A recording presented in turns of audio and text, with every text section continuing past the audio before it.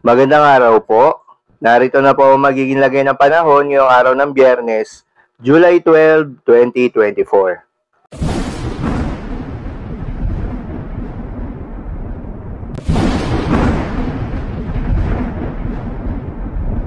Sa kasalukuyan at ayon sa pag-asa, patuloy ang pag-iral nitong southwest monsoon o hanging habagat at nakakaapekto sa may western section ng Southern Luzon, Visayas at Mindanao. Dahil dito, asahan yung maulap na kalangitan na may kalat-kalat na mga pagulan at pagkidlat pagkulog.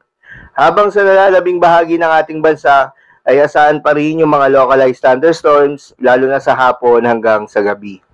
Magandang balita naman dahil ayon sa pag-asa ay wala namang binabantayan na low pressure area o bagyo sa loob at labas ng ating Philippine Area of Responsibility na maaaring makaapekto sa ating bansa.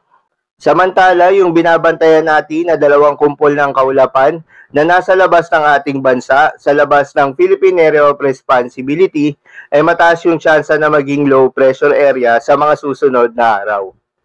Ang unang namumuong sama ng panahon ay nasa bahagi ng West Philippine Sea ay tumaas na ang tsansang mag-develop bilang isang bagyo sa mga susunod na araw at posibleng kumilos patungong Vietnam.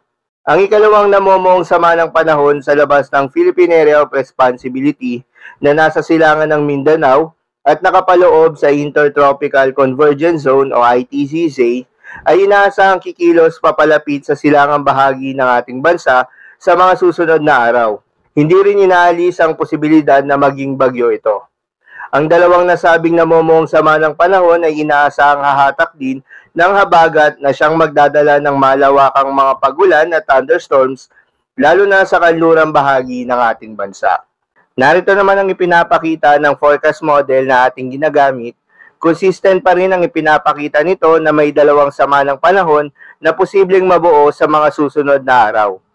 Isa ng area ay sa may West Philippine Sea at yung isa naman ay sa may silangan ng Mindanao.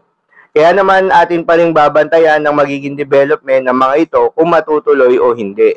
Paalala lamang po na ang mga nasabing forecast ay posible pang magbago, kaya naman patuloy lamang magantabay sa mga update na ating ilalabas at ng pag-asa. Dahil nga sa epekto nitong southwest monsoon, asahan ngayong araw ng Biyernes sa Mindanao, Western Visayas, Palawan at Occidental Mindoro ang maulap na kalangitan na may kalat-kalat na mga pagulan at pagkidlat pagkulog. Posible ang mga pagbaha o pagguho ng lupa dahil sa katamtaman hanggang sa kung minsan ay malakas na pagulan.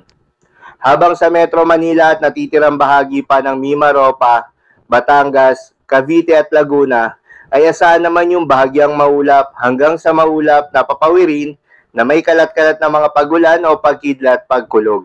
Dulot pa rin yan ng southwest monsoon. Posible rin ang mga pagbaha o pagguho ng lupa during severe thunderstorms. Habang sa natitirang bahagi ng ating bansa, ay asahan rin yung bahagyang maulap hanggang sa maulap na papawirin na may kalat-kalat na mga pagulan o pagkidlat pagkulog.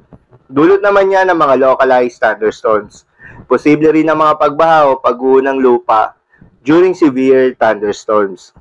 Madalas nabobuo ang mga thunderstorms sa ito tuwing hapon o gabi na maaaring magtagal ng 1 hanggang 2 oras. Ingat sa mga posibleng pagbaha o pagguho ng lupa during severe thunderstorms. Ugaliin rin na magdala ng payong pananggalang sa mainit na araw at posibleng pag-ulan sa hapon o sa gabi. Para naman sa lagay ng mga dagat baybayin, ayon sa pag-asa ay wala namang nakataas na gale warning sa anumang seaboards ng ating bansa. Kaya naman malayang makakapamalaot yung mga kababayan nating mangingisda at yung may mga maliliit na sasakyang pandagat. Asahan ang banayad hanggang sa katamtaman ng mga pag-alon. Ngunit iba yung pag-iingat pa rin lalo na kung meron tayong offshore thunderstorm activity.